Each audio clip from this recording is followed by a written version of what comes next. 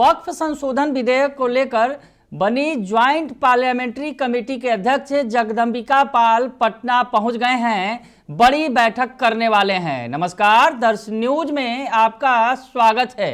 मैं हूं अनुराग।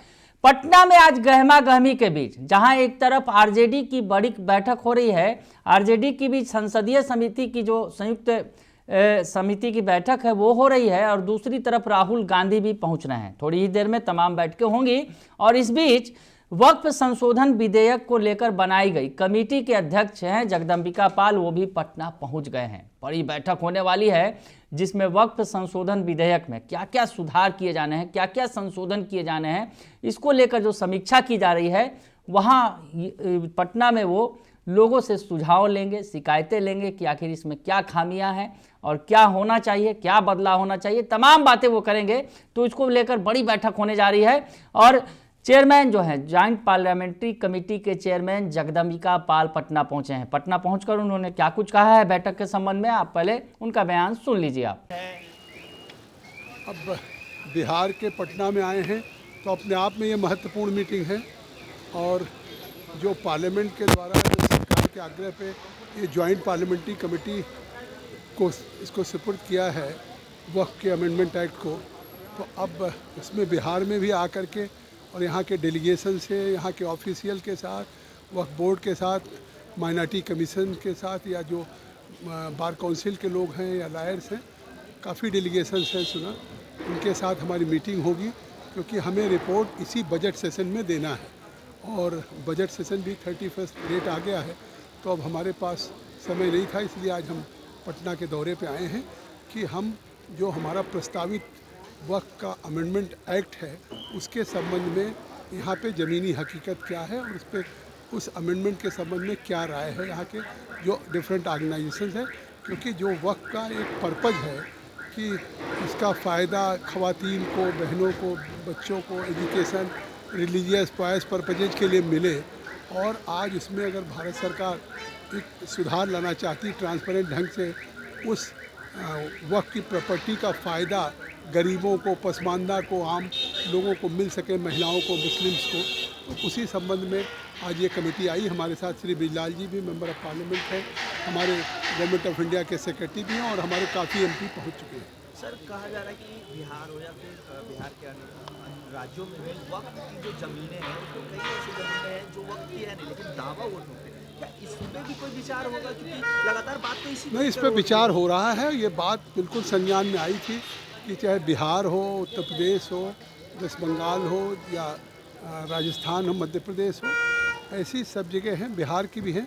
उन प्रॉपर्टीज़ पे हमने भारत सरकार के अपने जेपीसी ने क्वेश्चन आयर भेजा है, और हम उस पर भी आज इस बात को करेंगे कि अगर गवर्नमेंट की प्रॉपर्टी है तो उसकी रिकॉर्ड तो आपके कलेक्ट्रेट में होती है, रेवेन्यू डिपार्टमेंट में होती है, तो उसे स्पष्ट करें कि अगर वो संपत्ति वक्फ की नहीं और वक्फ क्लेम कर रही है तो उसका रिकॉर्ड दें। इस तरह की जो डिस्प्यूटेड प्रॉपर्टी है उसके नाते बहुत सी गवर्नमेंट के प्रोजेक्ट्स सफ़र करते हैं या और विवाद खड़ा होता है।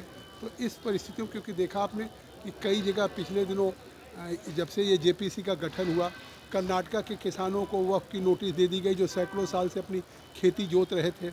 इसी तरह से केरला में एक चर्च, वहाँ के फादर इस जेपीसी के सामने अपीयर हुए कि वो चर्च सैकड़ों साल पुराना, वहाँ पे क्रिश्चियंस प्रेयर कर रहे थे, उसको वक्फ प्रॉपर्टी घोषित कर दिया। इसी तरीके से ऐसे तमाम रेजिडेंशियल इलाके थे केरला में जहाँ मछुआरे रहते थे, उसको वक्फ की प्रॉपर्टी घोषित कर दिया। और इसी तरीके से आपने सुना होगा कुंभ की ज़मीन कह दिया, एक पूर्व सांसद आसाम के कह दिया कि नई पार्लियामेंट बिल्डिंग वक्फ की है। तो ये डिस्प्यूट का ही पटाक्षेप करने के लिए, इसका अंत करने के लिए आज ये जो नया अमेंडमेंट आया है उस अमेंडमेंट को, लेकिन सरकार चाहती तो इस अमेंडमेंट को सदन में दोनों पारित कर सकती थी, लेकिन इस पर काफ़ी व्यापक विचार विमर्श हो, इस पर काफ़ी ट्रांसपेरेंट ढंग से एक कंप्रहेंसिव रिपोर्ट आ सके। हम पूरे देश में घूम रहे हैं। इसके पहले भी हमारी जेपीसी पूरी गई थी, मुंबई गई थी, वहाँ काफ़ी लोगों से मिले, स्टेक होल्डर से, all India Muslim personal law board, Muslim council, Jamiat Ulama हो, या हमारे आदिवासी हो, या टेनेंट एक्ट्स हो, या हमारे स्टेट के काउंसिल हो, या माइनॉरिटी कमीशन हो।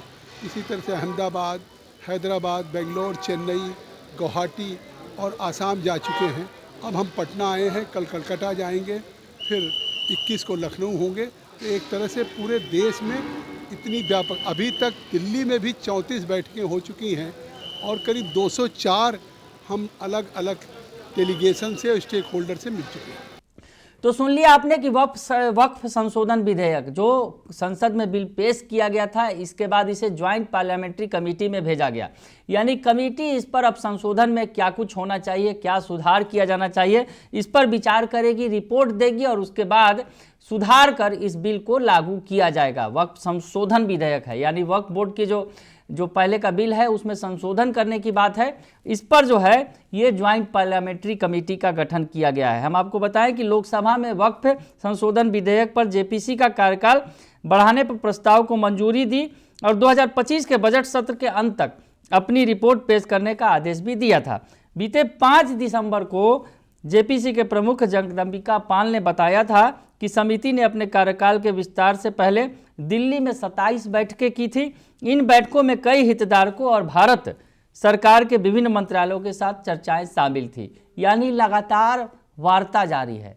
जो हितधारक है यानी स्टेक होल्डर हैं उनसे बातचीत की जा रही है, जिनसे इस बिल से किसको लाभ होने वाला है, किसको हानि है, या फिर तमाम पहलुओं पर गौर किया जा रहा है। हम आपको बताएं कि वक्फ संपत्तियों को विनियमित करने के लिए अधिनियमित वक्फ अधिनियम 1995 की लंबे समय से कुप्रबंधन, भ्रष्टाचार और अतिक्रमण जैसे मुद्दों के लिए आलोचना की जाती रही है। वक्फ संशोधन विधेयक 2024 का उद्देश्य डिजिटलीकरण, बेहतर ऑडिट, बेहतर पारदर्शिता और अवैध रूप से कब्जे वाली संपत्तियों को पुनः प्राप्त करने के लिए कानूनी तंत्र जैसे सुधारों को पेश करने, इन चुनौतियों का समाधान करना है। तो जेपीसी, हम आपको बताएं कि जो जेपीसी के अध्यक्ष हैं जगदम्बिका पाल पटना पहुंचे हैं और पटना में वो तमाम स्टेक होल्डरों से बातचीत करेंगे। वक्फ संशोधन में क्या होना चाहिए, क्या कुछ संशोधित किया जाना चाहिए, इसमें क्या खामियां हैं, खूबियां हैं, तमाम बातों पर चर्चा पटना में होगी। आज बने रहिए दर्श न्यूज़ के साथ, तमाम खबरों से आपको अपडेट रखेंगे। फिलहाल के लिए इतना ही, धन्यवाद।